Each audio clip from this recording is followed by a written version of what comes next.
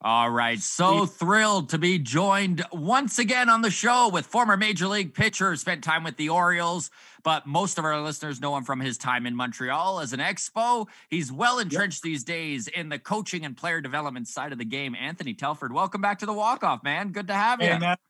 I was excited to get invited again, man. I had such a good time last time. I know we blew through the 30 minutes. It was pretty funny. Oh, man, we enjoyed talking baseball with you so much. I just love getting into the nitty-gritty like we did. So and I've got a few questions and want your opinion on a few things going on in the game. So let's get to her.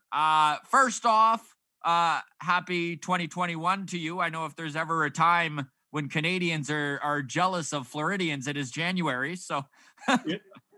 Well, actually right now, it's a little cooler, slightly overcast, but there's definitely no snow on the ground. So as you can see, I'm still in short sleeves and we're in the shop. It's in the 60s, which in Florida means that the people take out leather jackets and hoodies and everything else. But it's beautiful here. We the weather in Florida this time of year is spectacular.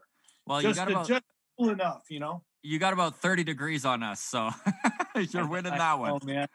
Let me see. What is that? Isn't Celsius like ×2 plus... What is it? I can't remember. ×2 plus 9 or something like that? I can't remember. Oh, God. If you're trying to stump me, you've done it. Celsius was like... If it's like... What is it? What is it, about 10 degrees Celsius there? Yeah, Adam, go ahead. What is it? That's what it is. There it is. That's what it is. Yeah. Yeah, I knew it was something like that. So what are you guys now? Let me see, +3. What are you guys, about 10 degrees Celsius or 5 degrees Celsius? We're 0 Celsius right now. So, yeah. So, yeah, it's freaking 30 degrees. Yeah, it's cold. Yeah, it's cold. That's right. I know last time we chatted in October, you were trying to run things as normally as you could. Obviously, there's things you got to do during a pandemic, right? But you're at the shop right now. You're up and running again. Yeah. Actually, if you can see, I'm in the equipment room because the kids, we got a high school kind of a thing here going on called TNXL. And it's a high school academy program. The kids do their school online and then they come here and train all day. I mean, oh God, they're spoiled as heck. Yeah. So they're in the cages and all that, and it's kind of loud. And they use the conference room that I was in last time for. They use that for their schooling and stuff, and eat lunch and stuff. So I kind of commandeered the equipment room here. It's quiet, and I can't hear the kids, which is beautiful.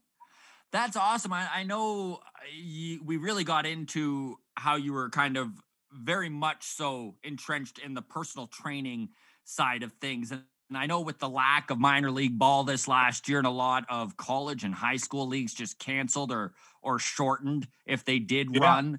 Have the guys you're training struggled with that at all? Obviously, everyone's trying their best to stay positive, right? But it just feels like a lot to put on a player to know that your own development for a full year is on your own shoulders, right? Yeah. I tell you, it was really, really hard on my minor league guys. There's just so much uncertainty. They contracted 42 teams. You guys know about all that. And so the minor league guys, really honestly, they never gave me a rest because they kept pitching throughout the year to simulate and get as many innings in a shop as we could. We did live BPs and some other stuff, but man, they didn't get paid. I mean, it was just a real struggle for those guys. Honestly, I've always tended to believe there was too many minor league teams. I thought that the talent pool was watered down a little bit. So I really don't mind. Once you understand that the way the development dollars are spent in Major League Baseball, I really didn't mind the contract. I mean, it gets rid of a lot of lower minor league guys, but how can I say this good? In all honesty, if you're 25, 26 years old and you're an A ball and you're trying, or you're an independent ball, I feel for you, but you need to grow up and get a job and become a regular person, because you're Right. probably not going to achieve the big league dream. And really, honestly, it's better to get into the workforce and kind of use your degree or whatever you're doing than to muddle around not making any money. You're going to be a 30-year-old poor guy, who, is living off, his A-ball years. So the contractual stuff that they did with those teams, I really don't mind.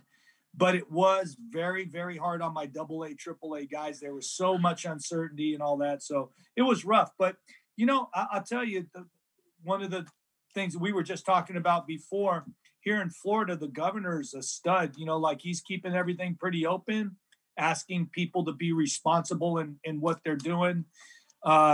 Everybody around here has stayed really healthy. I mean, we've had a couple of kids get COVID, but it's basically, and I know what they're saying up there about how deadly and all that, but it's about equivalent to a young, healthy guy of the flu, and just not many deaths here in this area on all that. So they've opened it up, and the guys have been going at it. So well, I'm glad to hear that, because I know that's one thing that, like, I wanted to talk to you about was the minor league players that you're working with, because you mentioned last time that one of the things that you enjoyed most about player development was when a player was struggling with a mental aspect of something and helping Right. getting in his brain and work things out. I can imagine that has been something you've been busy with a lot of your guys. How hard has it been to kind of keep them focused on their goals throughout this whole thing? Yeah, difficult. Guys are really unsure with the development track the way it is now. Guys, let's say, for instance, I have a guy that's training next door that's a AA outfielder, and he wants to start pitching. And I'm looking at him like, okay, but there's so many really, really good guys that are out of work. How do you lengthen out a career at this point? So guys that are doing stuff like that, they're really struggling. But I've done my best to keep guys focused. You got to talk about the long term. You got to talk about, again, I'm turning 55 years old, so these guys to me are just babies. They're the same age as my kids, right? So you talk about you talk to them about the long term, that it's a long haul, that it's a long process, and not to let this, short of a window derail a possible 10-year career. Yeah, that's a great point, because I can imagine, especially as a 19-year-old or a 20-year-old, you're on the right path to the bigs, right? It's your dream all along, and then all of a sudden something that just you have absolutely zero control over happens. I know, even for me as a live performer, right? Like as a comedian, it really hit hard when they first shut everything down here in Canada, and I couldn't tour anymore, and I couldn't make the living that I'd worked so hard to do. Right. And the biggest mental thing was literally getting over the fact that, like, there's nothing I can do. It's just right. And you're right. That is the tough part. I mean, if the hitters tell you that you're no good, then you can kind of deal with that, right? But when there's nothing you can do, all the work you put in, all the time that you've focused and concentrated, refined, been on the Rapsodo, been on the radar gun, been in the weight room, doing all the stuff, and then they say, oh, you can't use all that. You can't find out on your own. Yeah, that's the difficult part for guys, for sure. And that's the part that we've been talking about the most. Hey, stay focused. This is not forever. It's going to run its course. Make sure that you continue doing the things that you got to do.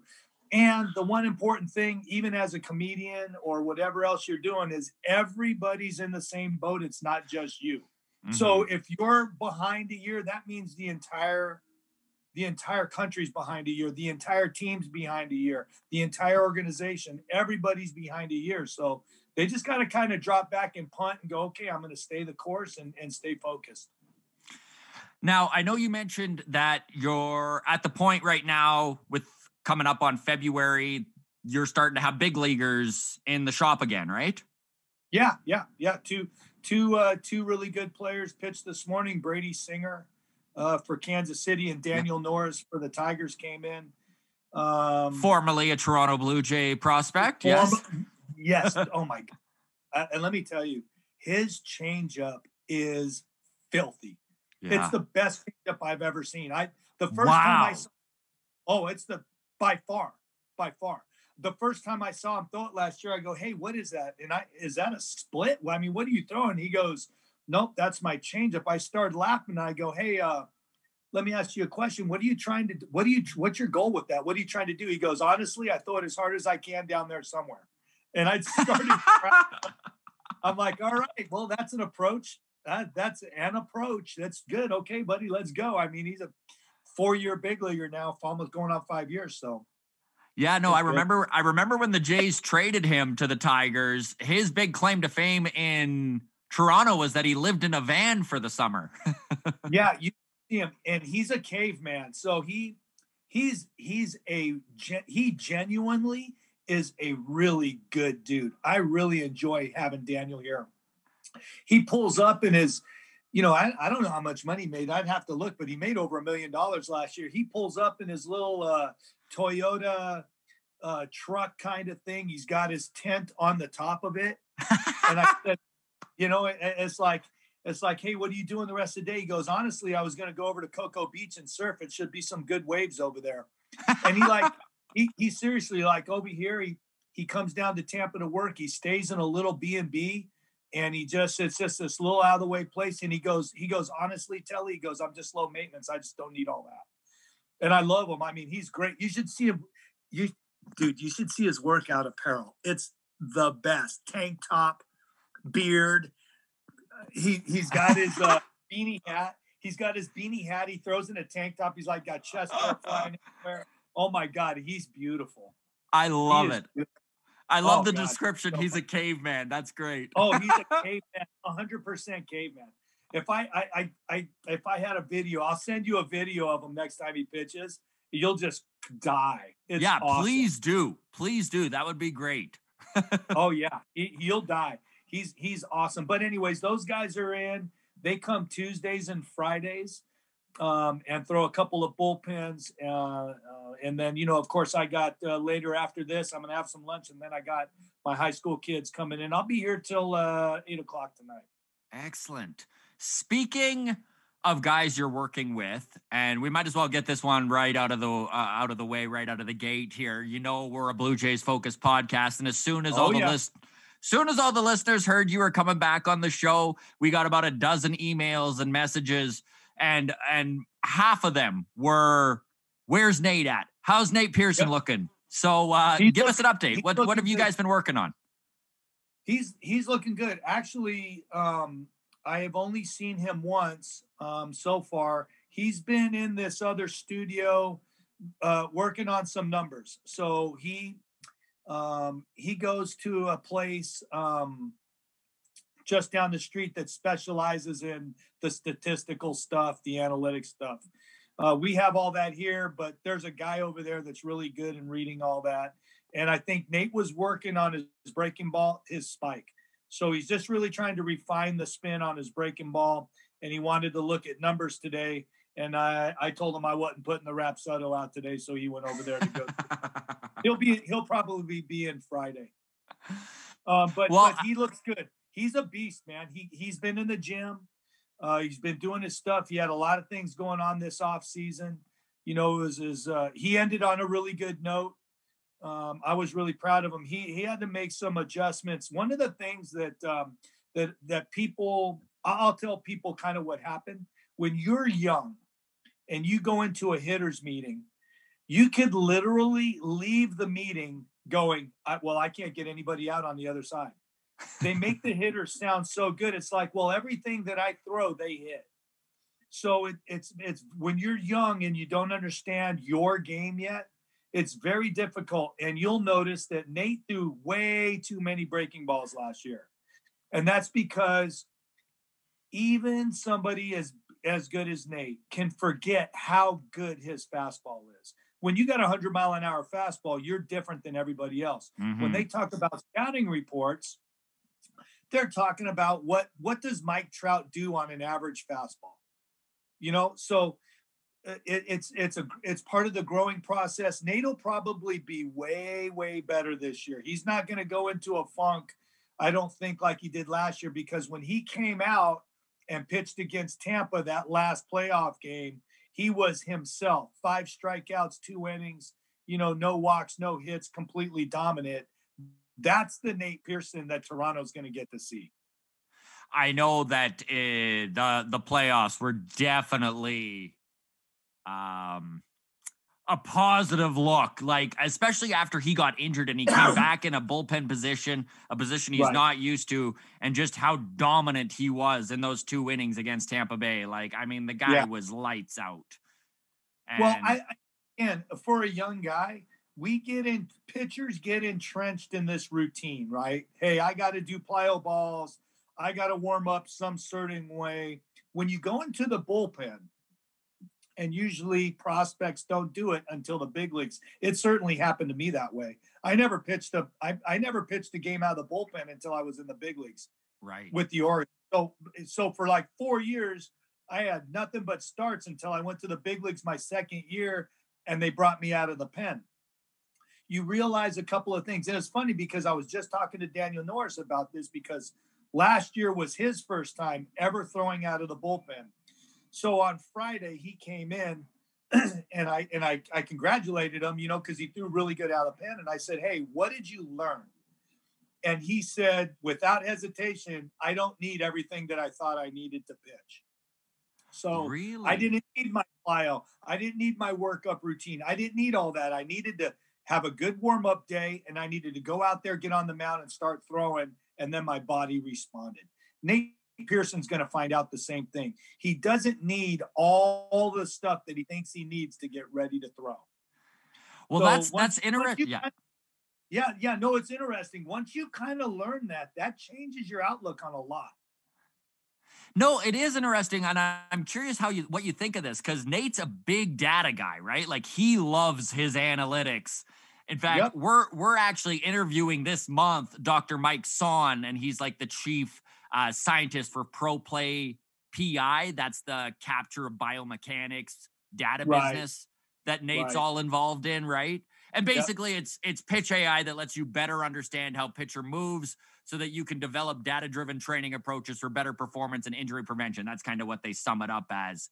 Right. I'm really curious, Anthony. I know you keep up on the analytics side of things. How do you feel about this sort of stuff? Because I know you kind of just mentioned, you're like, you know what? The things guys learn is that if you strip it all down, that's almost the best way to go about it.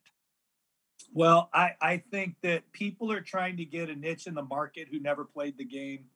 And in order to do that, you got to come up with stuff that nobody's come up with. It's like a friend of mine said, a good idea is only a good idea until everybody does it. Then it's not a good idea anymore.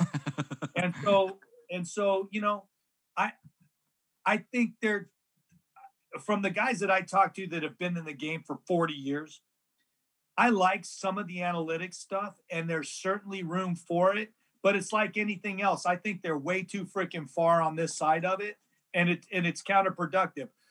For instance, if I have a kid who I'm training who thinks too much, what's the last thing I want to do? Give him too much information.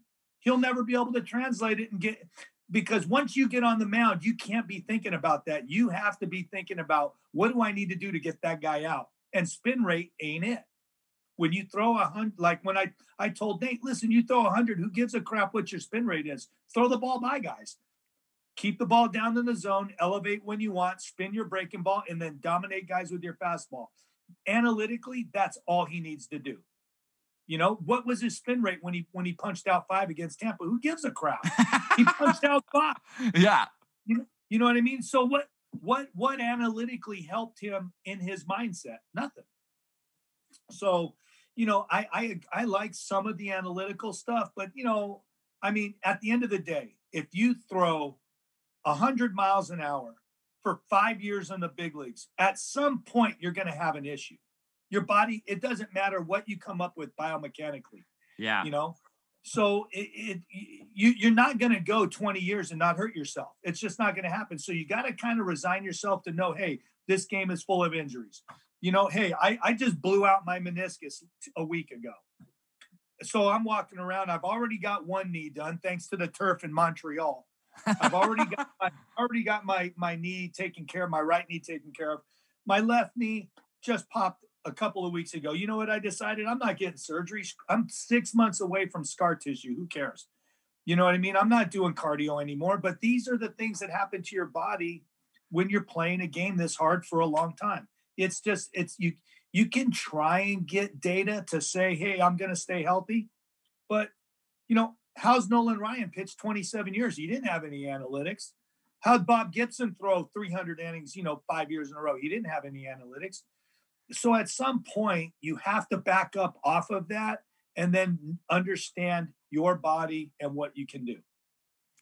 I love that you brought up spin rate because I want to talk spin rate with you for a second here. I don't actually want to delve into spin rate itself. So give me a second to kind of set this up here. So we just 2 weeks ago talked to Joey Murray. He's an Ohio boy. He's in the Toronto Blue Jays system.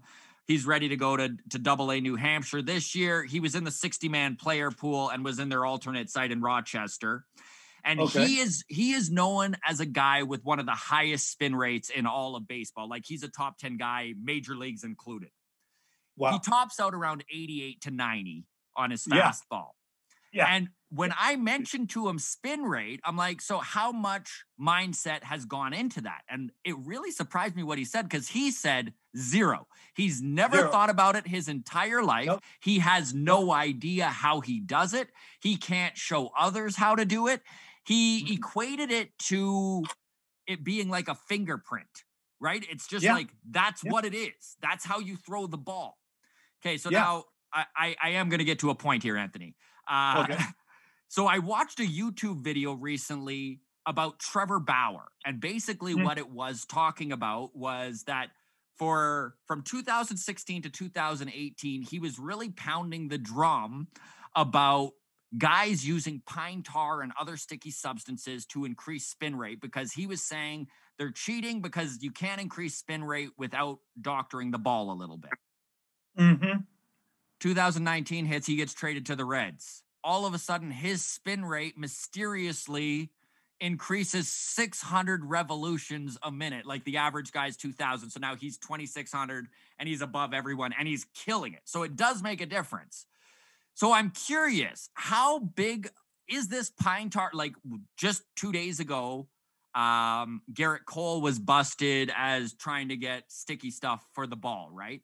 How big of a deal is this? Is this something that's going to be like PEDs and the sign stealing stuff? Or is this stuff that enough guys use that it's not a big deal? Where do you stand on that? And does pine tar actually help you that much? Okay, so a couple of things. If you go to Montreal and you go down to the pitcher's end of the bench, unless they cleaned it off when I was playing, there's a pile of yellow firm grip, probably hard as a rock by now. So, listen, there's a couple of thoughts on the sticky stuff, right? For me, here's the first one. I didn't use it when it was warm, okay? Because you don't need it. The rock rosin that we use with a little bit of sweat was more than enough to get a really good firm grip on the ball. The problem is in places like when I played in Montreal, if you've ever been in that stadium, it's like 68 degrees and balmy. It's cold. Even in the summertime, you got to wear a jacket in there. So you never got it sweaty, especially as a reliever. You're sitting there, you never get sweaty. So I used a little bit of stuff there. Listen, it cracks me up. All the hitters use pine tar. Why? Right, so they can hold on to the dang bat. So, I mean, if I'm throwing 98 miles an hour and it's cold outside, if I'm a hitter, I don't care if the guy's using a little bit or not. It doesn't increase. It doesn't do. It's not going to make the ball move more. If you got a good curveball, you got a good curveball. If you got a good fastball, you got a good fastball. It does increase the spin rate a little bit. There's only 2 ways to increase spin rate. One is if you have somebody that's short stepping and they don't have a really far release point. The longer you can keep a ball on your fingers, the better you can spin it. So even the kid that throws 88, right? he probably really has a really good finish and release point. So the ball's staying on his finger longer. He's going to spin it maybe a little bit more. The sticky stuff increases the spin rate a lot. Trevor Bauer did not increase his spin rate without using sticky stuff. I don't give a crap what Trevor says. The little midget can come over here and argue with me all he wants. If his spin rate increased 600 revolutions per minute, he's using sticky stuff. Probably 99% of the guys in the big leagues use something, whether it's some kind of alcohol and or mosquito repellent and rock rosin or whatever. It's no secret. It's not like I'm telling everybody that these guys did steroids. Everybody knows that everybody pretty much that pitches uses some kind of sticky stuff. And it's not going to make a difference. They've been doing it for years and years and years.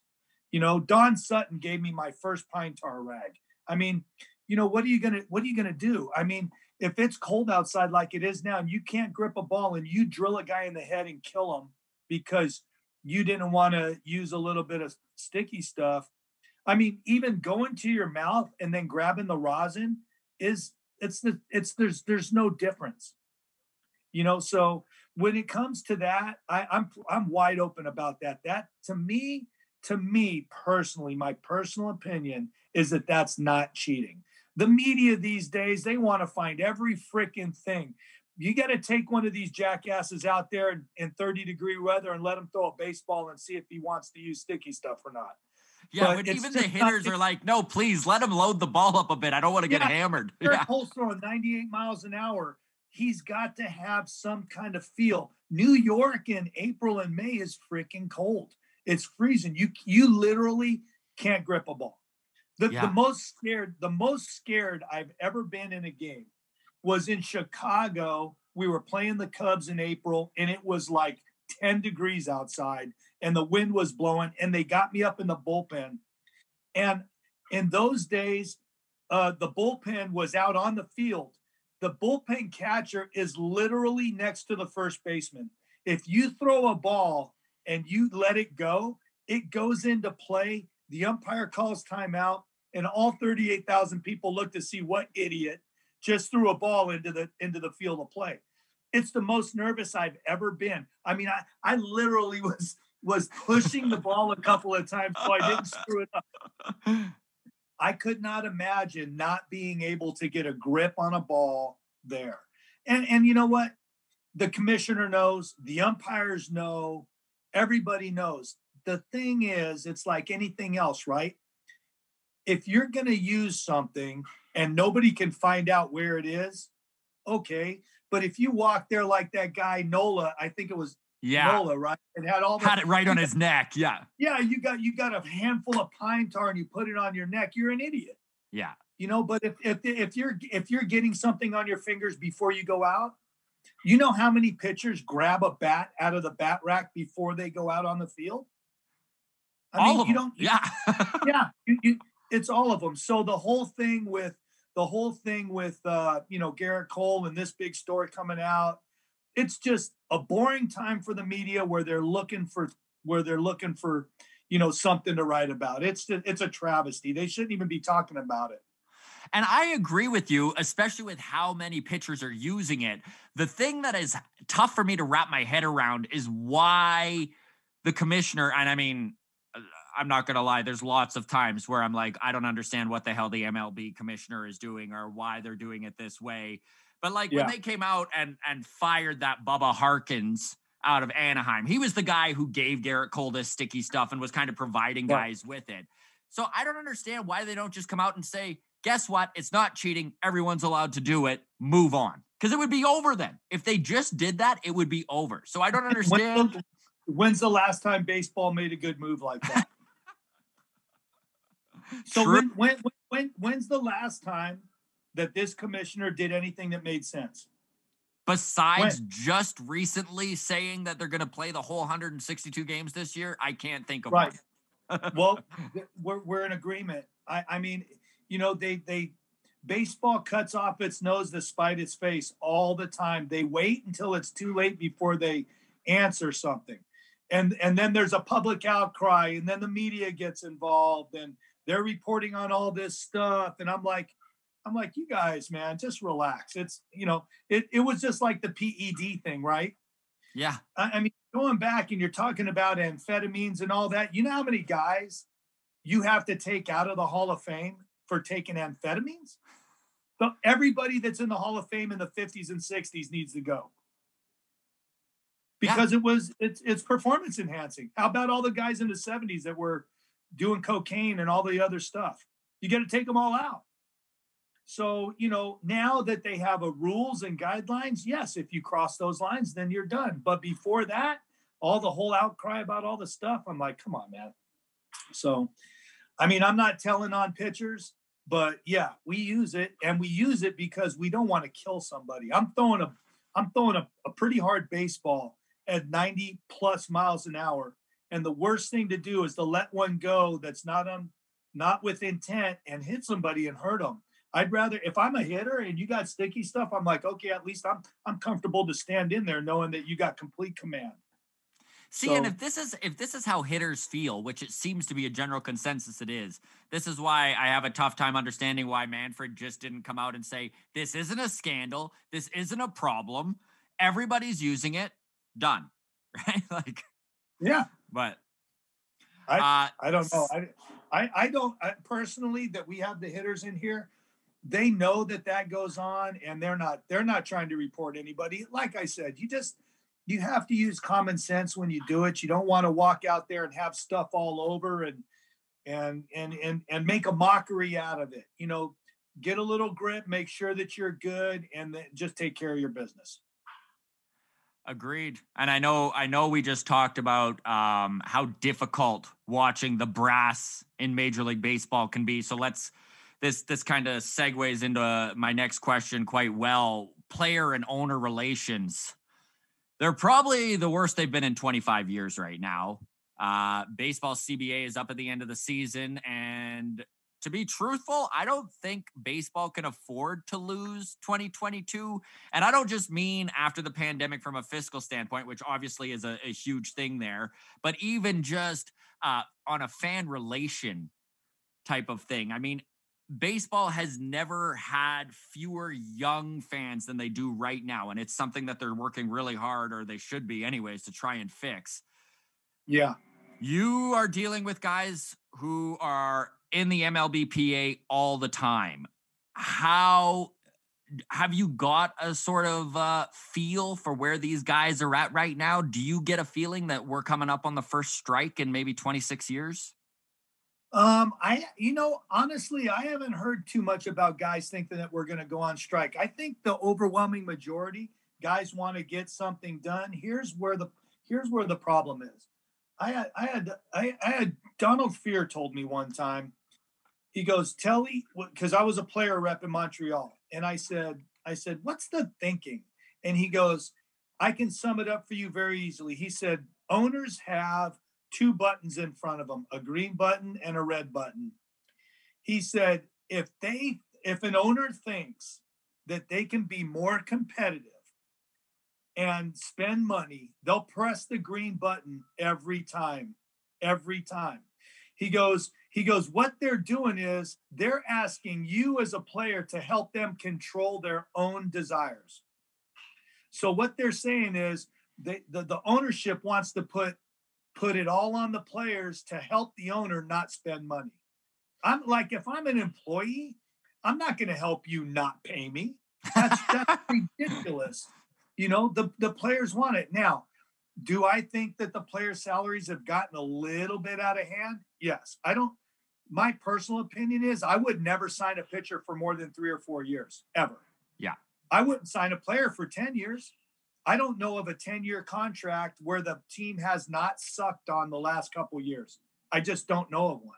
Mm-hmm. Every 10-year contract. I mean, Kevin Brown's big contract that he got, the first $100 million contract, the Dodgers ate like 3 years of that. Yeah. Alex Rodriguez, the Texas Rangers had to eat some of that to send him to the Yankees. And then the Yankees ate 2 years because he was suspended and not able to play. Albert Pujols, He's one of the greatest right-handed hitters of our generation, if not the greatest. Hall of Famer. And they're eating his money right now. You know, and have been for like 4 years. yeah. So I mean, at what point do things kind of go back a little bit and go, hey, let's get some of the spending under control and spread out that wealth a little bit better to the other good players. So maybe not a 10-year deal, but a 5-year deal, and then give all the other guys, instead of having Trout at $37 million and then the Cleveland Indians at $38 million. Right. You know what I mean? So I haven't heard too much about that. The part that really hurts my heart is how they treat the minor league staff and the minor league players. They really told those guys they don't care about them. They have the money to pay minor league salaries for the year, and they shut those guys off. And they shut off a lot of the coaches too. I know a coach in an organization who's got a 3-year deal, and they made him sign an addendum and cut his salary in half this year. Wow. And he can sue him. He'll win, but he'll get fired. So, you know, they really hosed the coaches and the players on the minor league side and reminded them just how much they don't care about them. That's the part that bothered me about ownership. There was only a couple of teams that paid their minor leaguers. Not very many of them did. The Oakland A's released everybody. Everybody. So, I mean, you know, that's the part that makes me go, you know, there needs to be some representation, because those are your future guys. And if you hose them like that when they're young, you can't fault them when they're older for trying to stick it back to you. But there should be better relationship between ownership and player. And you know what? I think a lot of that is because there's not very many individual owners who own teams anymore. They're more corporations and stuff like that. Like our, like Cohen in New York. If I was him as an owner, I would be very visible inside the clubhouse, talking to players, getting to know who I was paying. He's trying really hard. He's bringing in some great guys. I would be visible and develop relationships with my guys. If you get that love affair going again, guys will run through a wall for you. But if they think as soon as I get hurt, this guy's going to hose me, they're not, you know, they're trying to make a living too. It's a really good point you made about the minor league system and how those are the guys that are really getting the short end of the stick in situations like this.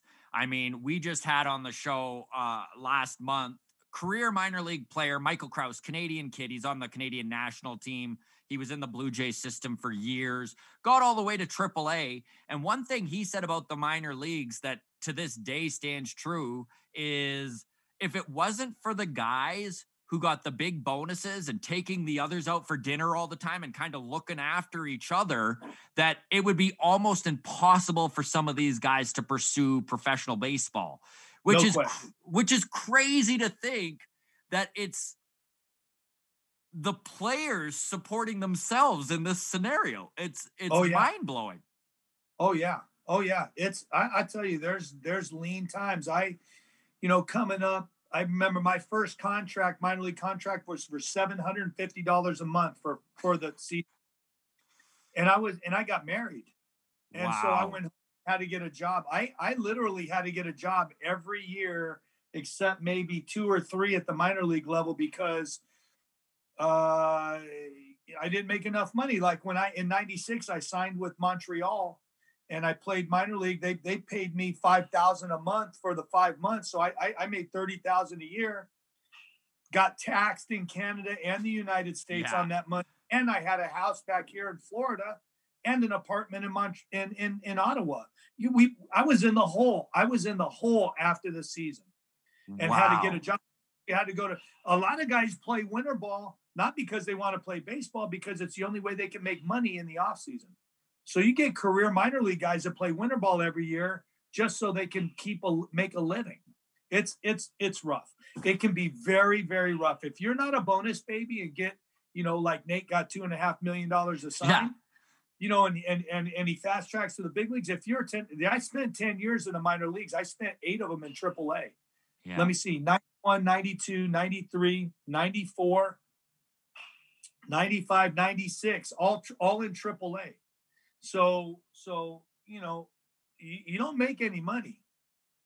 Oh, in 2001 and 2002, I played in AAA those years too, and you don't make any money there. So, they got to take care of the minor league guys better. It's kind of weird, the dynamic that I don't know if they look at them like they're even employed by them. But that being said, hey, the Oakland A's expect you to stay in shape.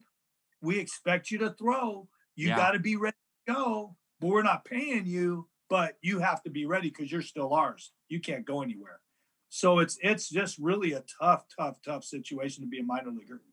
Well, you really nailed it with the labor relations side of things. Is like, how can you treat somebody with so little respect in their youth and then expect once they're on the big league club and a little bit older and now know what their value is to not try and take you for every single thing they can? No question. That's like, and people, this is the hard part. Fans don't understand. They think you're supposed to be loyal, and to a point, maybe you should be a little bit more, but at the same time, you're like, wait, you have no idea. This person will talk absolutely horrible about me in the arbitration hearing. They've been trying to keep my salary down. Now is my one chance to make a lot of money, and you don't want me to leave? Like, hey, take care of your players better, and then they won't want to leave. We go through the same thing here in Tampa all the time. When Blake Snell got taken out of the World Series, I knew that sucker was out of here. I knew he was out.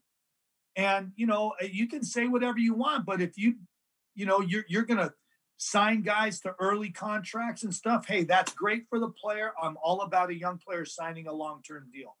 It may not seem like you're maxing out your money, but the way that baseball is, sports are, to be able to say, hey, I got $20 million coming over the next 5 years instead of trying to max it out, that's a smart move. If I was a young player, I'd sign one of those deals like that.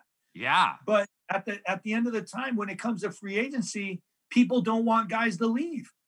And you're like, well, what do you mean you don't want me to leave? These guys have been having their thumb on me for 5 years. Now I get to finally go, I got to go test the market. You just can't fault the players anymore.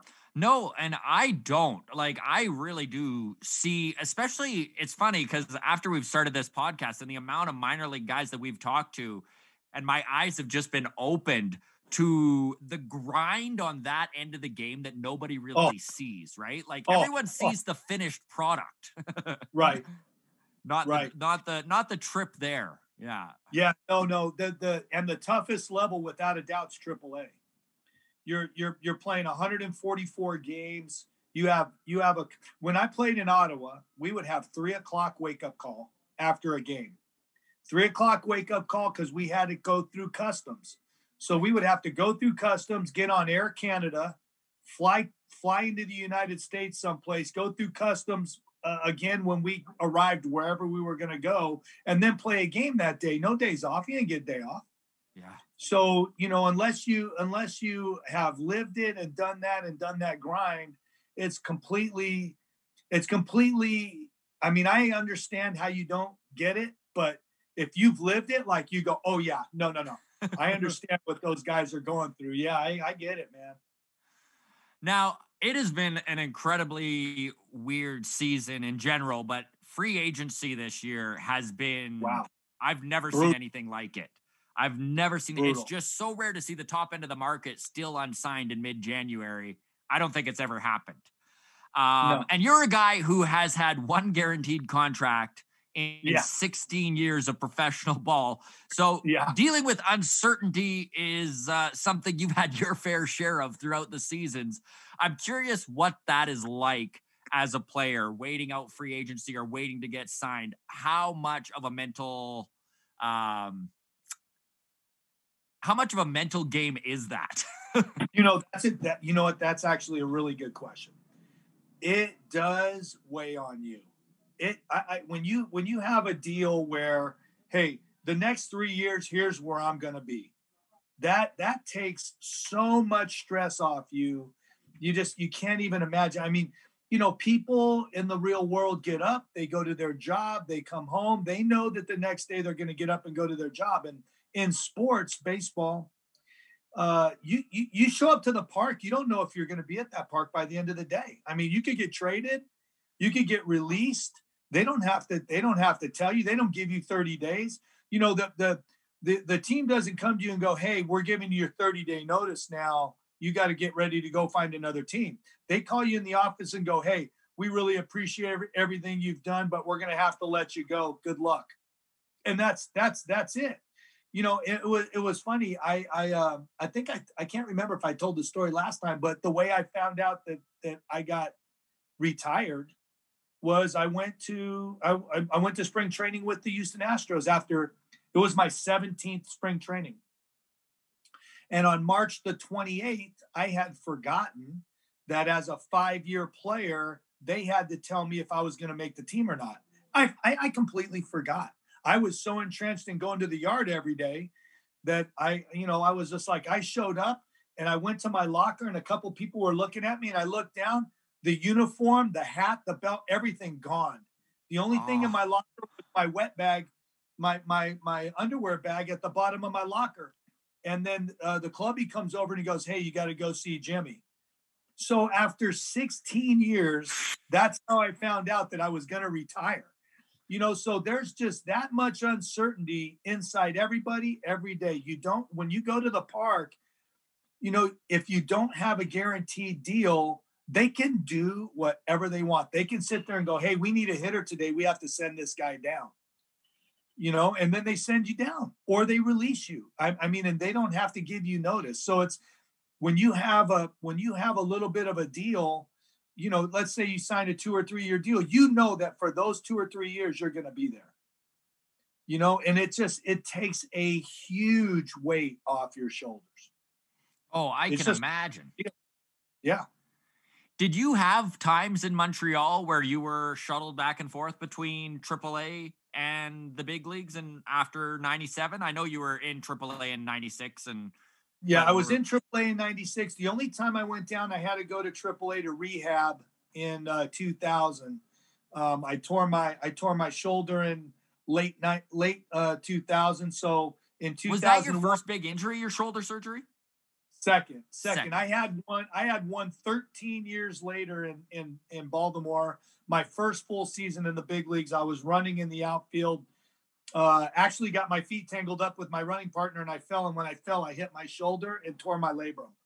So I had a surgery. I missed a year. And then I signed in 87. I had the surgery in 88 and I was in the big leagues in 90.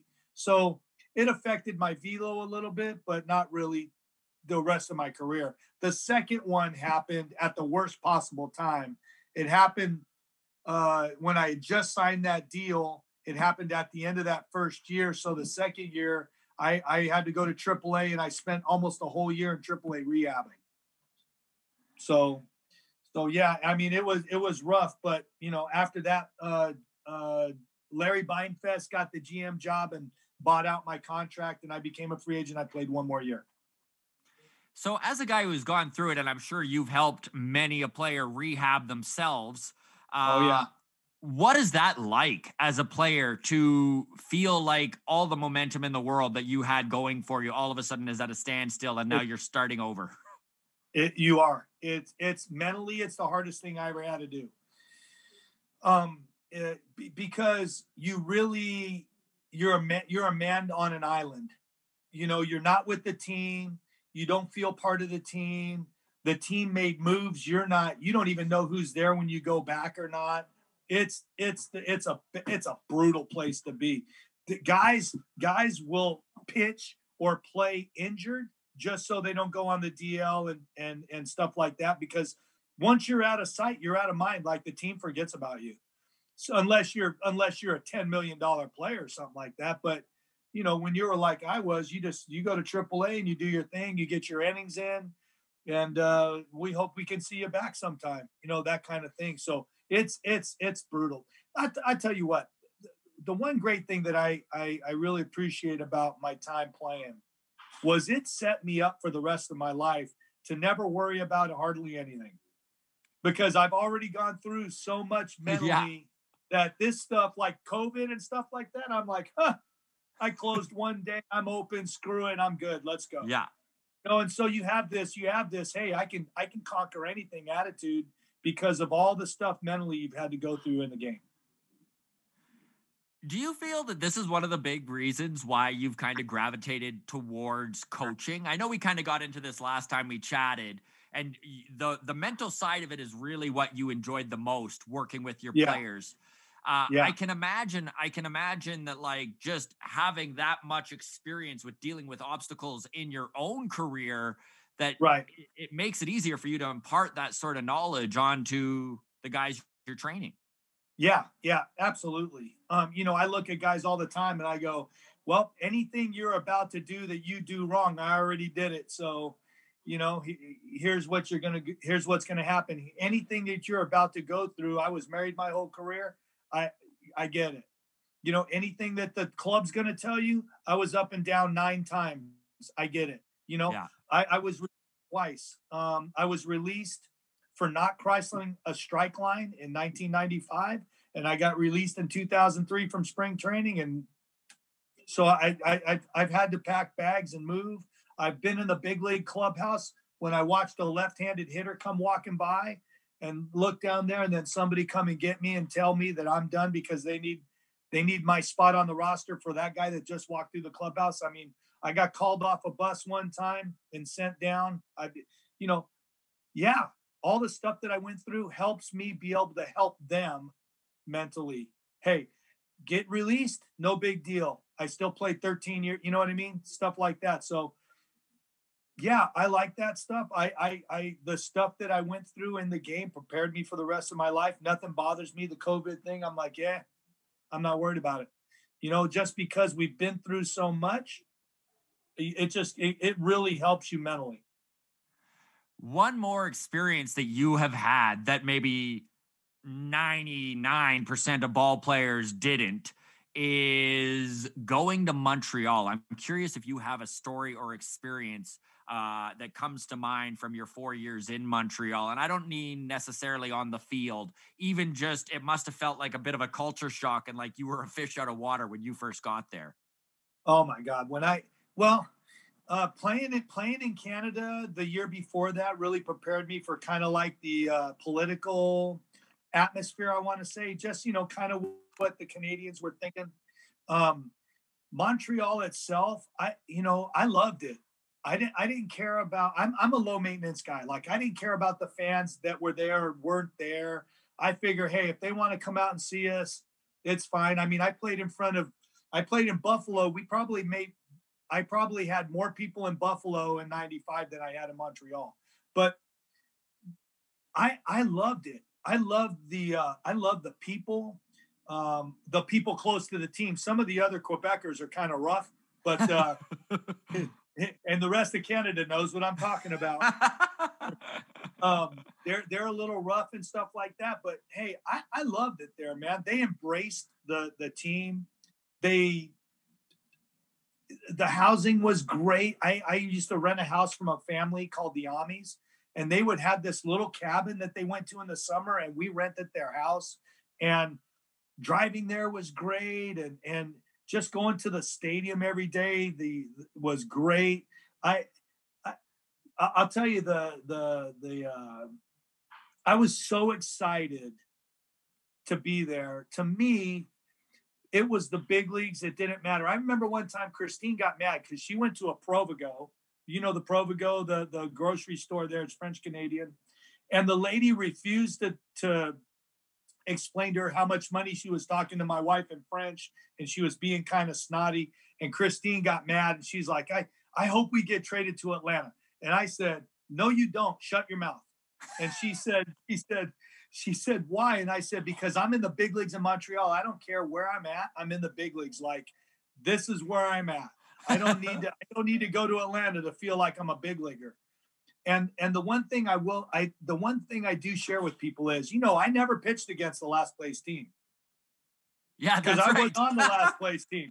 So when I say, hey, I pitched against Atlanta and Toronto more than any other team, I pitched against the Braves more than any other team. They're the best team in the National League at the time. Yeah. So my experience, my time in Montreal, I met some wonderful people. Wonderful people.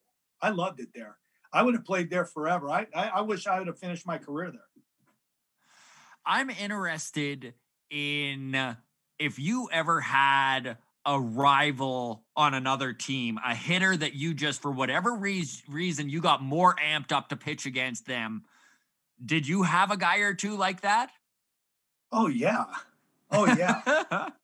Absolutely. I mean, that when I was playing in Bonds and McGuire and Sosa, all those big guys, I got amped out of my mind. I love competing against those guys.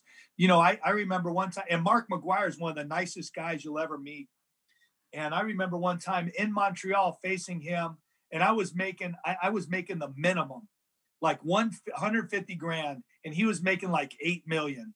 And I remember looking at him going, you're not making a dime of that 8 million in this at bat.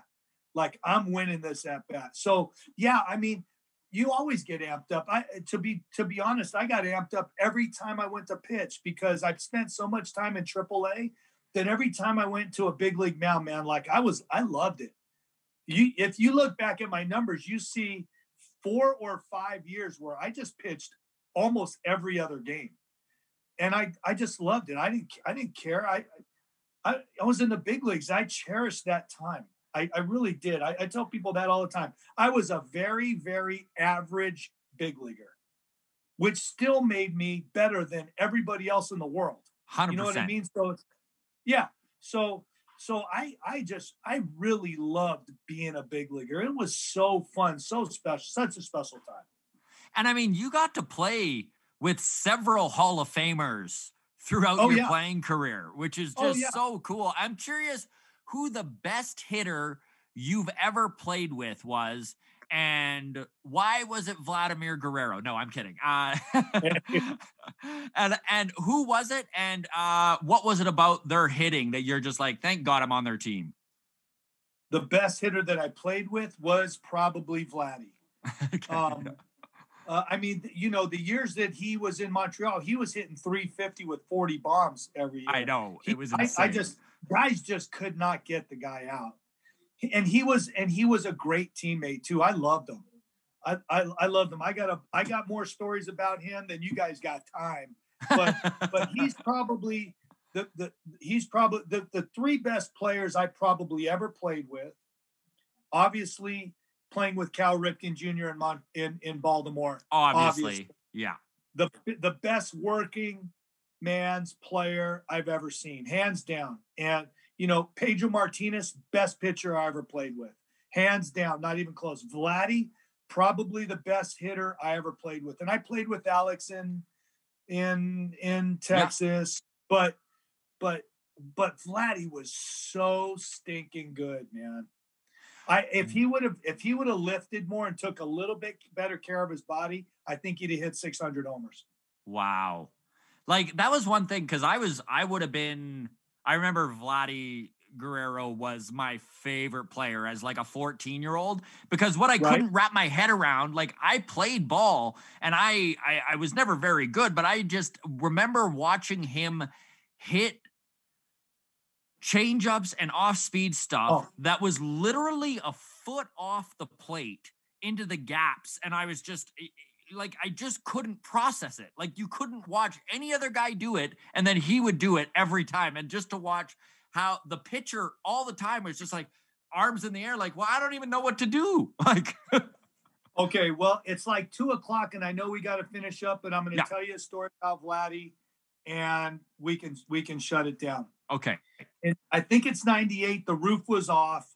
Vladi was young. We're playing San Diego, and we have a game. Brian Bowringer was pitching. I walked into the locker room, did my whole workout stuff, and Vladi was in his underwear playing PlayStation. That's his favorite place, playing PlayStation. He played the video games all the time. So we get ready to go and go out, and Vladi's still in his underwear, and I go, "Hey, Junior, get dressed. Let's go to work." And he looks at me and he goes, "Nope, day off." I said, day off, you're hitting third. Like, you're hitting third. You don't get a day off. It goes, day off. And so I go to Felipe's office. I'm like, hey, Skipper, what do we got with Vlad? He's got day off today? And he goes, yeah. And I said, he goes, he's a young, the young guy, he got to get the day off. He's going to be a superstar. And I said, he might going to be a superstar, but I played with Cal Ripken Jr., and that guy didn't take a day off for 20 years. I go, I go, he's too young to be doing that. I go, we got to teach him. You got to go. No, you're going to be okay. You got to leave him alone. So we went out. We took BP. We did everything. Vladi never got out of his underwear. The guy's in the clubhouse playing video games. So we go back in. I'll shorten it up. We start to get ready for the actual game. 15 minutes before the game, starters are supposed to be stretching and getting ready. So Vladi grabs his cup of coffee, goes out there. He puts his coffee down. He sits with his legs spread. He just sits there. Doesn't play catch. Doesn't hit off the tee. Doesn't do anything. Doesn't stretch. Doesn't do anything. So the whole time I'm looking at him, I told him, hey, me, you, Trumpy, which means we're going to fight. I said, hey, Junior, me, you, Trumpy. And he started laughing. And so the game starts. So I played catch with Vladi all the time in right field. So I would get a ball out of the pitcher's bag, bounce it once on the carpet, throw it over Vladi's head. He would let it bounce, catch it, turn around, and throw it to me. So I get the ball back. He jogs out to right field. I throw the ball over his head. It bounces. He catches it, turns around, looks at me, throws the ball in the stands, and then walks out to right field. Bro, I was so pissed. I was like making a mockery out of the game. So thank God, nobody hit the ball to the guy in the first inning. So he comes jogging in, sits next to me, and like I'm looking at him like I'm beating your ass after this game. And he's laughing. We're just having a good time. So I'm not even kidding you. He walks up, first guy makes an out. Bowringer's throwing like 94 with a nasty slider and a good split. And Vladi goes out to the on-deck circle, leans on his bat. Not a swing. Not a warm-up swing, not anything. Goes up to the plate, 2 outs, nobody on, drags the bat up to the plate. He gets in his thing and he goes like this. Bowringer throws him a 94-mile-an-hour fastball about a foot off the plate, and Vladi hit it out of the right field seats. And I stand up and I go, that's it. I quit. Like, I'm done. Do whatever you want. I'm like, I'm never bothering the kid again, But that's the kind of talent that he was. And, he didn't take the time to learn English really well, but we understood what he wanted to do. But he was a great teammate. Played the game really hard. Played the game like take a practice swing and hits it not up. Not one swing. I actually later in the game I went back into the video room to see how far away the ball was. The ball seriously was 6 to 8 inches off the outside of the plate, and he hit a line drive out the opposite field. And in Montreal, it's 380 in the gap of a 15-foot high fence. He was just an insanely good bad ball hitter. Insanely good. So amazing. Honestly, Anthony, thank you so much, my man, for the time. Like, we really appreciate it and love talking baseball with you. Thanks again for joining us. Listen, circle around again. Let me know anytime you want. You guys take care, and it's seriously a pleasure. My best to everybody in Canada. I miss it, and it's Canada's very close to my heart. My oldest daughter was born there, so it's always a special place to me. You guys take care. Enjoy yourself. Awesome. Thanks again, man. Again, dude, really appreciate this. Thank you so much. And really appreciate that you're even prepared to come back on. It means the world to us. So thank you. You guys just let me know, shoot me a text, and we'll get on anytime you want. God bless. Sounds good.